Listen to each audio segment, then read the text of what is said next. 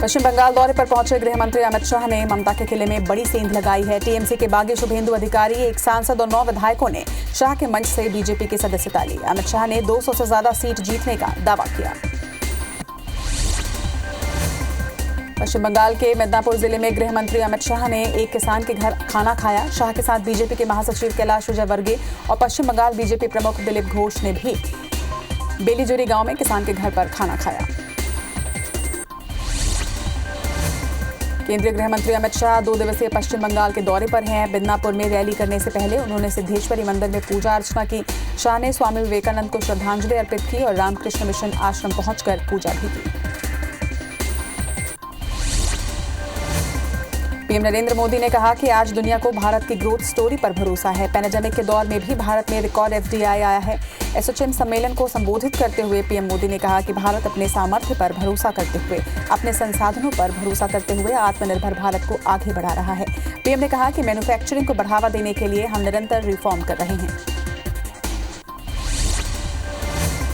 PM Modi ने देश के उद्योगपतियों को संबोधित करते हुए कहा कि बीते 100 सालों से आप सभी देश की अर्थव्यवस्था को, करोड़ों भारतीयों के जीवन को बेहतर बनाने में जुटे हैं और इसलिए आज वो समय है जब हमें प्लान भी करना है और एक्ट भी करना है। हमें हर साल के हर लक्ष्य को राष्ट्र निर्माण के एक बड़े लक्ष्य के साथ जोड़ना है। आत्मनिर्भर भारत के लिए आपको पूरी ताकत लगा देनी है। दिल्ली में आज कांग्रेस नेताओं की अहम बैठक हुई, जिसमें कमलनाथ भी शामिल हुए। कांग्रेस के नेताओं से करीब 5 घंटे चली बातचीत में पार्टी को मजबूत करने पर चर्चा हुई। वहीं हरीश रावत ने कहा कि आगे की चुनौतियों पर भी मंथन हुआ है। सुबह 10 बजे से दिल्ली में सोनिया गांधी के आवास पर हुई बैठक में राहुल गांधी को दोबारा से पार्टी अध्यक्ष बनाने की मांग उठी। वहीं मीटिंग को सोनिया गांधी ने संबोधित किया। राहुल प्रियंका भी बैठक में मौजूद थे। उन्होंने भी अपने सुझाव दिए। संसदीय सचिव और विधायक विकास उपाध्याय को कांग्रेस में राष्ट्रीय स्तर पर बड़ी जिम्मेदारी मिली है। ऑल इंडिया कांग्रेस कमेटी में विकास उपाध्याय को सचिव की जिम्मेदारी दी गई है। इसके साथ ही विकास को असम के प्रभारी सचिव की भी जिम्मेदारी मिली।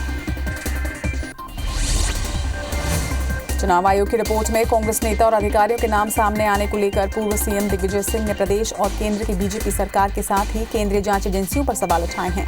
उन्होंने कहा कि 2013 में एक मामला सामने आया था जिसमें एक अधिकारी ने लेन देन किया था। उसमें मुख्यमंत्रियों के नाम भी सामने आए थे। अब यदि निर्वाचन आयोग की रिपोर्ट के बाद इन अधिकारियों के खिलाफ कार्रवाई की जाती है तो उस समय के अधिकारी के खिलाफ भी कार्रवाई होनी चाहिए। दिग्विजय ने कहा कि अभी जिन अधिकारियों के नाम बताए जा रहे हैं ये वो अधिकारी हैं जो टेंडरिंग घोटाले की जांच कर रहे थे। उन्होंने कहा कि बीजेपी सरकार को जो जांच कराना है वो करवा लें।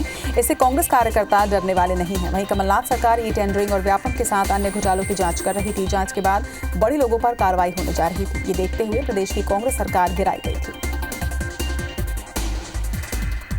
केंद्रीय चुनाव आयोग ने राज्य सरकार से अनुरोध किया है कि वे कार्रवाई करें।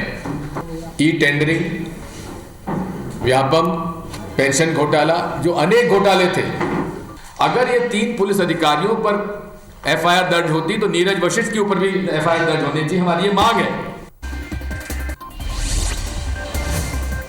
साल 2018 की विधानसभा और 2019 के लोकसभा चुनाव के दौरान रुपए की लेन देन की जांच में आईपीएस अधिकारियों के नाम सामने आने के बाद कांग्रेस विधायकों ने निशाना साधा है। कांग्रेस का कहना है कि भ्रष्ट अधिकारियों के खिलाफ कार्रवाई होनी चाहिए।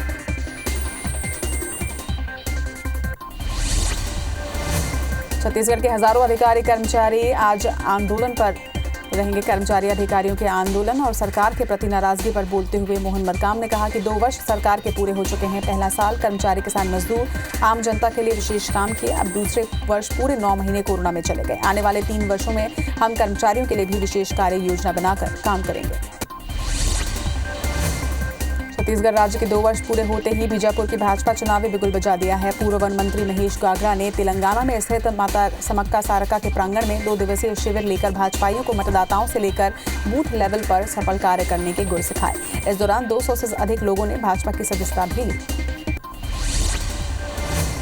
रायगढ़ नगर निगम ने 385 सफाई कर्मचारी इन दिनों हड़ताल पर हैं। इससे शहर में गंदगी पसरी हुई है। सफाई कर्मचारियों की मांग है कि कुछ महीने से निगम प्रशासन उनकी ईवीएफ की राशि उनके खाते में नहीं डाल रहा है, न ही उन्हें समय पर वेतन दिया जा रहा है। जब तक दोनों ही मांगे पूरी नहीं हो जाती तब तक हड़ताल जारी रहने की बात रही। इंदौर ड्रग्स मामले में ड्रग्स वाली आंटी और प्रीति जैन को लेकर पुलिस को 24 दिसंबर तक रिमांड मिल गई है। इससे पहले पुलिस 6 दिन की रिमांड ले चुकी है, जिसके तहत आरोपी महिला को पुलिस ड्रग्स कनेक्शन की जांच के लिए दिल्ली लेकर गई थी। अब गोवा ले जाने की तैयारी की जा रही है। बताया जा रहा है कि गोवा के ही कई कॉन्टैक्ट आंटी के मोबाइल में मिले हैं। गोवा के कई पबों में डांस वाली आंटी और प्रीति जैन की मेंबरशिप मिली है। इसके आधार पर पुलिस को कई महत्वपूर्ण जानकारी मिलने के आसार हैं। वहीं दिल्ली के लिए फिर से जांच के लिए अलग अलग टीमें भेजी जाएंगी। जांजगीर चांपा के भैंसदा गांव में हुई हत्या के मामले में पुलिस ने खुलासा किया है। इस मामले में पिता ही बेटे का हत्यारा निकला। परिजनों के बयान से बहू की चरित्र शंका को लेकर बेटे के साथ अक्सर विवाद होता था और इसी वजह से पिता ने धारदार हथियार से वार कर मौत की घाट उतार दिया। पुलिस ने आरोपी बुजुर्ग पिता को गिरफ्तार कर न्यायिक हिरासत में जेल भेज दिया है। कबीरधाम जिले के कुंडा थाना के ग्राम घेरजीटी में नशीली चीज खिलाकर पीड़िता से 2 लाख रुपए लूटने का मामला सामने आया। पीड़ित की शिकायत पर 8 लोगों के खिलाफ मामला दर्ज कर सभी आरोपियों को गिरफ्तार किया गया है। आरोपी के पास से 1,74,500 रुपए नकद बरामद किया गया है। लूट के मामले में पीड़ित का बेटा भी शामिल था। छत्तीसगढ़ के सरगुजा संभाग में एक दिन में 7 डिग्री की गिरावट के साथ तापमान 6.8 डिग्री सेल्सियस तक पहुंच गया है, जबकि एक दिन पहले पारा 13.5 डिग्री पर था। उत्तरी क्षेत्र से आ रही शीतलहर से जमकर ठंड पड़ रही है। वहीं अंबिकापुर में तापमान 6.8 डिग्री तक पहुंच गया है, जबकि पठारी इलाके में 2 डिग्री कम यानी कि 4 डिग्री के आसपास पारा पहुंचने की संभावना जताई जा रही है। दूसरी ओर पेंड्रा में 3 दिनों तक बादल छाए रहने के बाद मौसम खुला है। गौरेला पेंड्रा मरवाही से लेकर अमरकंटक तक का इलाका शीतलहर की चपेट में है। आम जनजीवन पर इसका खासा असर पड़ा है। वहीं पेंड्रा इलाके में तापमान 4 डिग्री गिरकर 8 डिग्री दर्ज किया गया, तो वहीं अमरकंटक में पारा 7 डिग्री पर जा पहुंचा है। मध्य प्रदेश के सरकारी स्कूलों में 8वीं तक के विद्यार्थियों को प्रोजेक्ट के आधार पर नंबर दिए जाएंगे। राज्य शिक्षा केंद्र ने इस संबंध में निर्देश जारी किए हैं। निर्देश में कहा गया है कि अर्धवार्षिक और वार्षिक मूल्यांकन किया जाएगा। वहीं medical science university nursing course के अंतिम वर्ष के छात्रों को छोड़कर शेष 80,000 छात्रों को जनरल प्रमोशन दिया जाएगा।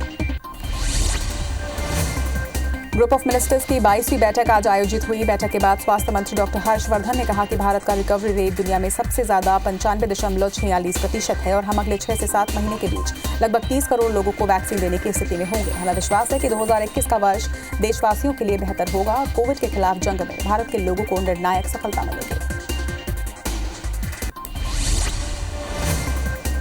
इंदौर में कांग्रेसियों ने महंगाई के खिलाफ विरोध प्रदर्शन किया है। कांग्रेसियों ने पेट्रोल, डीजल और रसोई गैस के दाम बढ़ाने के विरोध में बैलगाड़ी पर वाहनों को रखकर भी प्रदर्शन किया।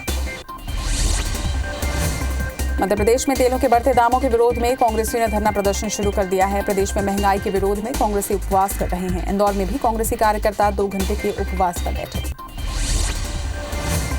कांग्रेस के प्रदर्शन पर मंत्री विश्वास सारंग ने पलटवार किया है। विश्वास सारंग ने कहा कि कांग्रेस को उपवास नहीं पश्चाताप करना चाहिए। कांग्रेस ने एमपी में हर वर्ग पर कुठारघात किया है। किसानों की कर्ज माफी नहीं हुई। कांग्रेस किसी भी गांव में जाए किसानों ने घुसने नहीं देंगे। इस्पात राज्य मंत्री फग्गन सिंह कुलस्ते एनएमडीसी माइंस के 2 दिवसीय दौरे पर किरंदुल पहुंचे। उन्होंने खदान क्षेत्र का निरीक्षण कर जानकारी ली। वहीं केंद्रीय मंत्री आज बचेली में मजदूर संगठनों से मुलाकात करेंगे। मंत्री ने एनएमडीसी द्वारा बस्तर में स्वास्थ्य के लिए उत्कृष्ट कार्यों की सराहना की है। इस दौरान पूर्व मंत्री केदार कश्यप और कांकेर सांसद मोहन मंडावी मौजूद रहे। अशोकनगर जिला चिकित्सालय में लापरवाही का मामला सामने आया है। अस्पताल में लापरवाही के चलते बच्ची को किसी और को दे दिया गया, जो 19 घंटे के बाद भी नहीं मिली है। परिजनों ने इसकी शिकायत कोतवाली थाने में की है, तो वहीं देर रात अस्पताल प्रबंधन ने भी कोतवाली थाने में आवेदन दिया। बीजापुर में सुरक्षा बलों ने नक्सलियों की साजिश को नाकाम कर दिया। जवानों ने 5 किलो का आईडी बरामद किया है, जिसे आज गंगालूर थाना इलाके में डिफ्यूज किया गया। बता दें कि सुरक्षा बलों को निशाना बनाने के लिए नक्सलियों ने पुशनार बुर्जी मार्ग में आईडी लगाया था, जिसे बीडीएस ने डिफ्यूज किया। इंदौर जिले के कनानिया थाना इलाके में एक जूते की दुकान में आग लग गई, जिससे इलाके में हड़कंप मच गया। तो वहीं आगजनी की सूचना मिलने पर दमकल की गाड़ियां मौके पर पहुंची और आग पर काबू पाने में जुट गई हैं। वहीं दुकान में रखे लाखों के जूते जलकर खाक हो गए। आग लगने का कारण अब तक स्पष्ट नहीं हो पाया है। मुरैना पुलिस ने इलाके में 1.5 करोड़ का गांजा पकड़ने में बड़ी सफलता हासिल की है। आरोपी इस गांजे की खेप को ट्रक में छिपा कर ला रहे थे, जिसे पुलिस ने चेकिंग के दौरान धर दबोचा। सभी आरोपियों को गिरफ्तार कर लिया गया है और इस मामले में पुलिस जांच में जुटी है।